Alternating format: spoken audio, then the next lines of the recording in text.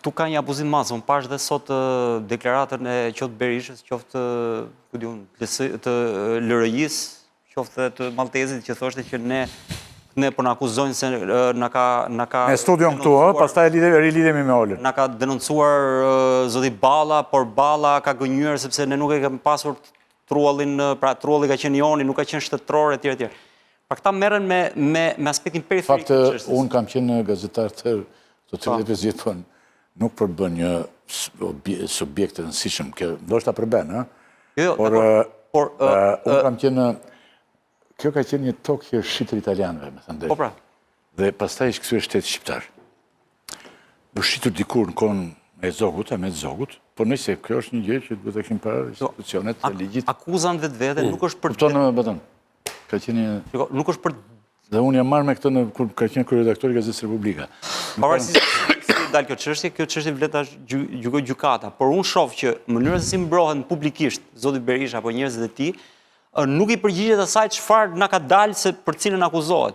Zoti Berisha nuk akuzohet se ka bërë ligje që kanë favorizuar pronarët dhe ka përfituar dhe dhëndri. Zoti Berisha akuzohet se ka krijuar një rrjet njerëzish, ka përdorur një rrjet institucionesh nëpërmjet cilave ai ka transferuar një pronë e cila ka qenë në pronësi të shtetit apo të paktën të Ministrisë Mbrojtjes, e ka kaluar në pronësi private të pronarëve. Dhe këtë e ka bërë në kundërshtim me ligjet, në kundërshtim me rregullat, në kundërshtim me planin urbanistik, ka përdorur njerëz që i ka pasur në pozicione kyçe, ka kërcënuar shef në shtabit, mos gaboj, ka shkarkuar nga puna njerëz, pra ka krijuar një skemë të tërë nëpërmjet cilës ai ka arritur ta përfitojë këtë pronë, një dhe dyta ta shumë fishoj, sepse nuk ka përfituar vetëm pronën e vet, por ka përfituar edhe 5 milion euro të paktën shtesë, të cilat kanë ardhur nga fakti që zoti Maltezi është ofruar që vetëm unë ja u bëj këtë, kështu që më jepni mua përqindjet që unë ja u realizoj. Dhe ky e ka bërë këtë sepse ka pasur vjerrin kryeministër. Tani gjitha këto, unë nuk marr përsipër të them nëse është apo s'është fajtor, këtë e vendos gjykata.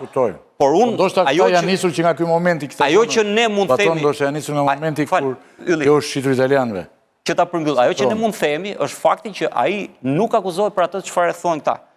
Pra ai akuzohet për një grup, pra për një përpjekje në bashkëpunim për të përdorur shtetin për interesa private. Dhe mua më duket që kjo qëndron si akuzë.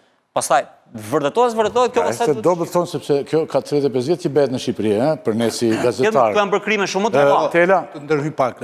Shiko, duke qenë se kemi të bëjmë me një ndërthurje të fortë të së drejtës penale, me të drejtën administrative, me të drejtën civile, sigurisht gjyqi do jetë i vështirë.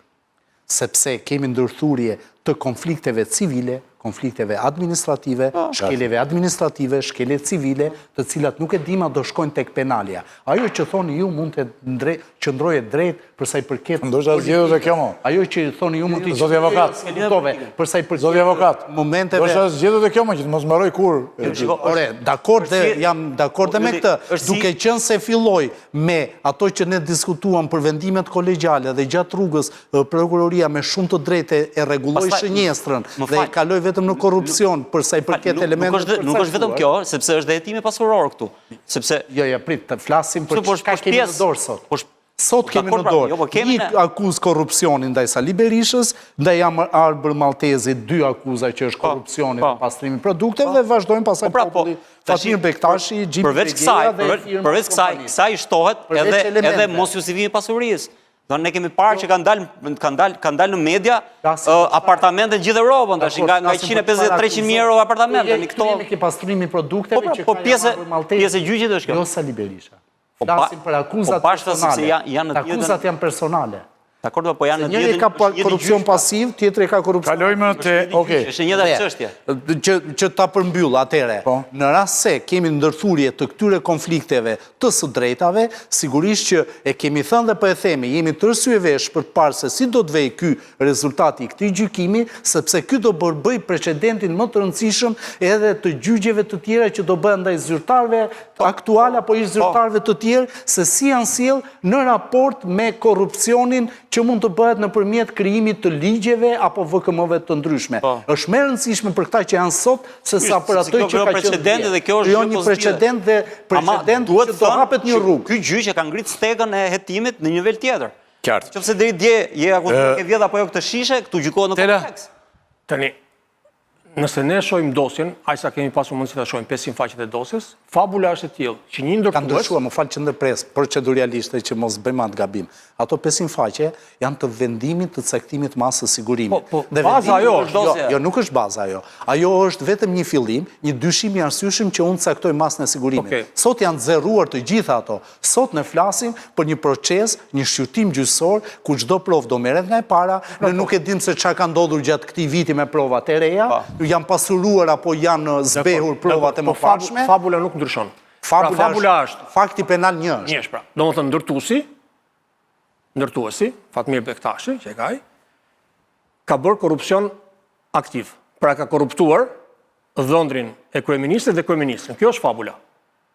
Njëri ka korrupcion pasiv, njëri ka korrupcion aktiv, to dy janë pasiv. Pra, ndërtuesi ka korruptuar këta të dy. Kjo është fabula. To janë akuzat zyrtare. Dhe kjo duhet provuar. Jo, nuk është vetëm kjo. Bëhet fjalë për një skemë korruptive ku flasim për faktin penal, jo për kryeministri ka përfshirë shumë për institucione. Nuk besoj se ju Fatmir Bektashin e këtë. Jo, pa ai është personi që ka bërë korrupsionin aktiv.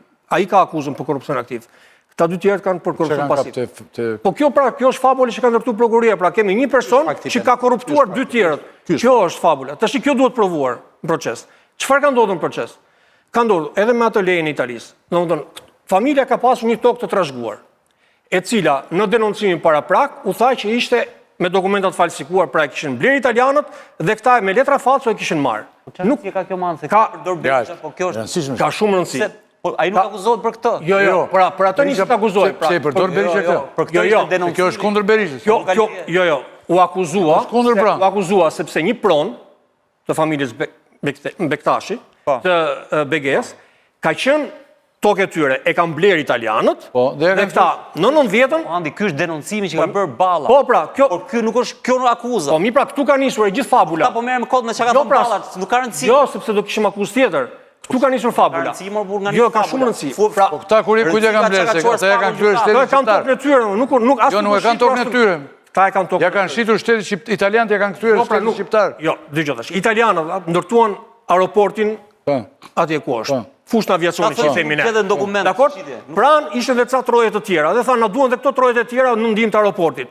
I prenotuan, por nuk i blen. Nuk e kryen aktin e blerjes, nuk i morën. Kanë blerë. Pra, po jo, pra nuk i kanë blerë. Kanë gjetur dokumentin bank. Po, pra tash dole e provuar nga prokuroria që kjo tokë nuk është blerë nga italianët, është e pronarëve.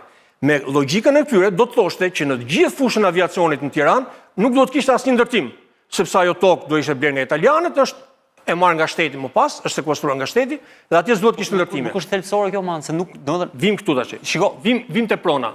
Balla ka bërë denoncime me këtë. Ne do ta ndjekim, si gjyqte. Ka një grup pronarësh. Ky është fati që hap pas hapi në çdo kërkuan. Shiko, të mos futemi shumë thellë, sepse do ta ndjekim këtë. Agjiu, do ta ndjekim si proces. Se mbarova atë që po thuaj. Po thuaj pra, në konkluzion se ti tani po tregon fushën e aviacionit. Po ne për gjyqin po flasim.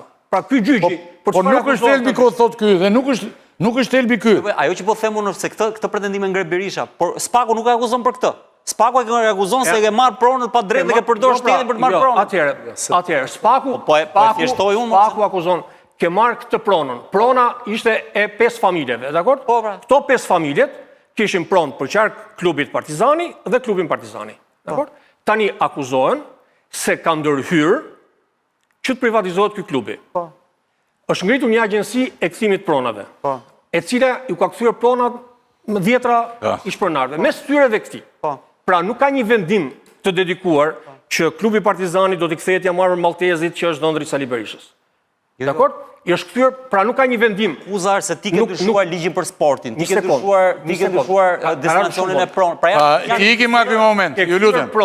Pastaj ka ndodhur privatizimi. Lutem, baton dhe presim te dy pyetjet e fundit. Ka ndodhur ndryshimi i ligjit. Po ka ndryshuar gjitha këto që ti ndërtosh aty, pra. Domethënë, kjo është përdorimi i shtetit për interes privat, kjo është akuza.